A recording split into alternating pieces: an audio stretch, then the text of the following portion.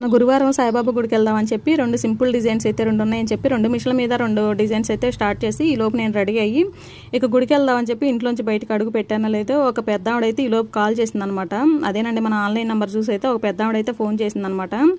Minimum పెద్దావిడతో నేను గంట మాట్లాడాను, కానీ గంట సేపు మాట్లాడినంతసేపు కూడా నాకు టైమే అర్థం కాలేదనమాట. ఎందుకో తెలియదు, చాలా ఎమోషనల్ అయిపోయాను ఆ అమ్మతోటి మాట్లాడుతుంటే మటుకు. మా అమ్మతో మాట్లాడినట్టు అనిపించింది అనమాట. ఆమె ప్రేమ ఆప్యాయతకి నేను అసలు ఎప్పుడు కూడా నేను రుణపడి ఉంటానన్నమాట.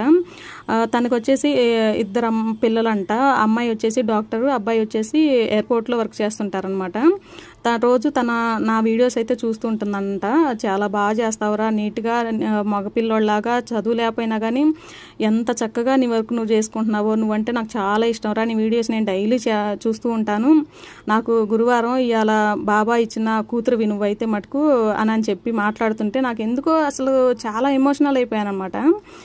తను కూడా అనిందంట, నేను థ్యాంక్ యూ ఆంటీ అంటే నన్ను ఆంటీ అనొద్దు, నన్ను పెద్దమ్మాయి అనాలి, నాకు దేవుడిచ్చిన కూతురు అమ్మ, నాకు చిన్న కూతురుతో సమానం నువ్వు కూడా అని చెప్పింది అనమాట. నాకు అసలు ఎంత హ్యాపీ అనిపించిందంటే, మనకి యూట్యూబ్లో వచ్చిన తర్వాత నిజమైన సక్సెస్ అంటే ఇదే అనమాట. ఆ పెద్దమ్మ నాకైతే అసలు ఎంత ధైర్యంగా చెప్తుందంటే, నీకు ఏ అవసరమైనా సరే ఈ పెద్దమ్మ ఉందన్న మాత్రం నువ్వు అసలు ఎప్పటికీ మర్చిపోవద్దరా, నువ్వు అసలుకి నన్ను అనేది గుర్తుపెట్టుకో అని చెప్పింది. నాకు చాలా హ్యాపీ అనిపించింది. మీరే